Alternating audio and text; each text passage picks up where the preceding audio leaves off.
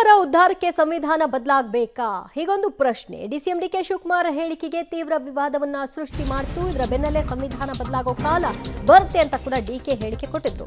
ಒಳ್ಳೆಯ ದಿನಗಳು ಬರ್ತಿವೆ, ನಾವು ಕಾಯ್ತಿದ್ದೇವೆ ಅಂತ ಅವರು ಹೇಳಿದ್ದು. ಡಿಸಿಎಂ ಡಿಕೆ ಶಿವಕುಮಾರ್ ಅವರ ಹೇಳಿಕೆಯಿಂದ ಈಗ ಕೋಲಾಹಲವನ್ನೇ ಸೃಷ್ಟಿ ಮಾಡಿದೆ ಈ ವಿಚಾರ. ರಾಜ್ಯಸಭೆಯಲ್ಲಿ ವಿಷಯವನ್ನ ಬಿಜೆಪಿ ನಾಯಕರುಗಳು ಪ್ರಸ್ತಾಪವನ್ನ ಮಾಡಿದ್ದಾರೆ. ನಾವು ಧರ್ಮದ ಆಧಾರದಡಿ ಮೀಸಲಾತಿ ನೀಡಲು ಬಿಡಲ್ಲ ಅಂತ ಕೂಡ ಪಟ್ಟನ್ನ ಹಿಡಿದು ಕುಳಿತಿದ್ದಾರೆ. ಜೊತೆಗೆ ಕೋರ್ಟ್ಗೆ ಹೋಗುವಂತಹ ಸೂಚನೆಯನ್ನು ಕೂಡ ಕೊಟ್ಟಿದ್ದಾರೆ.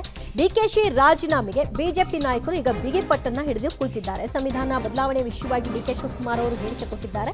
ಈ ವಿಷಯವಾಗಿ ಅವರ ತಲೆದಂಡ ಆಗಬೇಕು ಅನ್ನೋದು ಅವರ ಆಗ್ರಹ. ಖರ್ಗೆ ನಿಲುವನ್ನು ಕೂಡ ಸ್ಪಷ್ಟಪಡಿಸಲು ಬಿಜೆಪಿ ನಾಯಕರು ಪಟ್ಟನ್ನ ಹಿಡಿದಿದ್ದಾರೆ. ಸಂವಿಧಾನ ಬದಲಾವಣೆಯ ವಿಚಾರವನ್ನ ಈ ಹಿಂದೆ ಬಿಜೆಪಿ ಮಾಡಿದಾಗ ಅದು ರಾಜ್ಯ ಮಟ್ಟದ ನಾಯಕರು ಹೇಳಿಕೆ ಕೊಟ್ಟಾಗ ಅದನ್ನು ರಾಷ್ಟ್ರ ಮಟ್ಟದಲ್ಲಿ ಹೇಗೆ ಬಿಂಬಿಸಲಾಯಿತು, ಈಗ ಅದೇ ಕಾರಣ ಇಟ್ಕೊಂಡು ಈಗ ಬಿಜೆಪಿಗರು ಮುಗಿಬಿದ್ದಿದ್ದಾರೆ. ಡಿಕೆ ಶಿವಕುಮಾರ್ ಅವರು ರಾಜೀನಾಮೆ ಕೊಡಬೇಕು, ಖರ್ಗೆ ಅವರು ತಮ್ಮ ನಿಲುವೇನು ಈ ವಿಷಯದಲ್ಲಿ ಅನ್ನೋದನ್ನ ಸ್ಪಷ್ಟಪಡಿಸಬೇಕು ಅಂತ ಕೇಳಿದ್ದಾರೆ. I agree. Let us see. Let us watch. Let what court comes out. We have started something. I know that everyone will go to the court.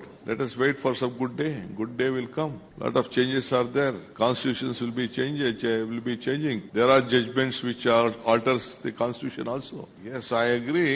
Let us see. Let us watch. Let what court comes out. We have started something. I know that everyone will go to the court.